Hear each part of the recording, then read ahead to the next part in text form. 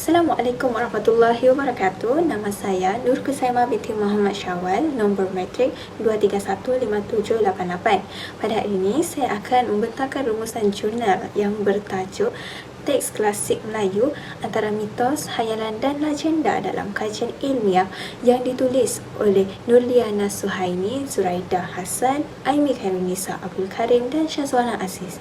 Artikel ini membincangkan kedudukan teks klasik Melayu dalam kajian ilmiah, khususnya berkaitan dengan persoalan kewajaran unsur mitos, hayalan dan legenda dalam sebuah penulisan sejarah Melayu tradisional. Objektif kajian ini adalah untuk membincangkan keterlibatan unsur mitos, hayalan dan legenda dalam teks klasik Melayu seperti Sulalatus Salatin, Hikayat Hang Tuah dan Hikayat Raja-Raja Pasai, serta menilai sama ada wajarkah teks-teks tersebut ditolak sebagai sumber sejarah yang tidak berilmiah.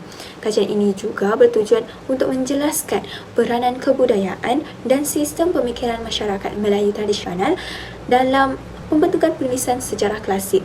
Bagi mencapai objektif-objektif tersebut, para pengkaji menggunakan pendekatan penyelidikan kualitatif melalui analisis dokumen sumber pertama dan soratan literatur dalam kajian lepas.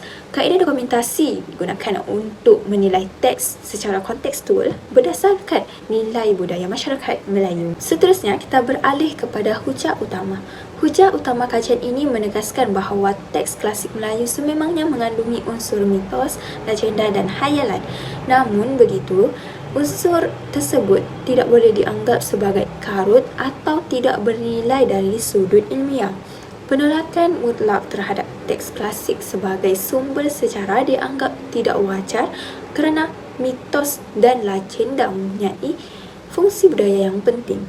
Unsur ini telah mencerminkan nilai, ideologi dan pandangan hidup masyarakat Melayu tradisional, termasuklah konsep daulat dan derhaka yang menjadi asas kepada struktur sosial dan politik masyarakat Melayu. Terdapat dapatan kajian yang menunjukkan bahawa mitos, legenda dan hayalan dalam teks klasik Melayu mencerminkan cara pemikiran, sistem kepercayaan dan struktur sosial masyarakat Melayu yang lama.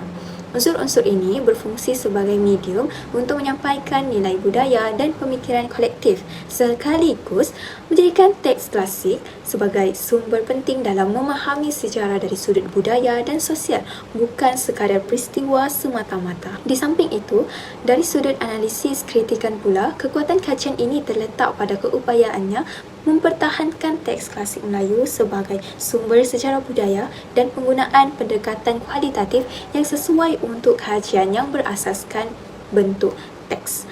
Namun begitu, kajian ini mempunyai kelemahan tersendiri, antaranya ketiadaan data empirikal seperti kajian lapangan mahupun temubual, serta kurang perincian tentang kaedah analisis teks yang digunakan. Akhir sekali, dari segi kerangka teori, kajian ini berasaskan pendekatan pensejarahan kritis dan teori kebudayaan Melayu yang menolak pendekatan sejarah positivis. Teks klasik dinilai berdasarkan konteks budaya dan simbolisme, bukan semata-mata ketepatan fakta objektif.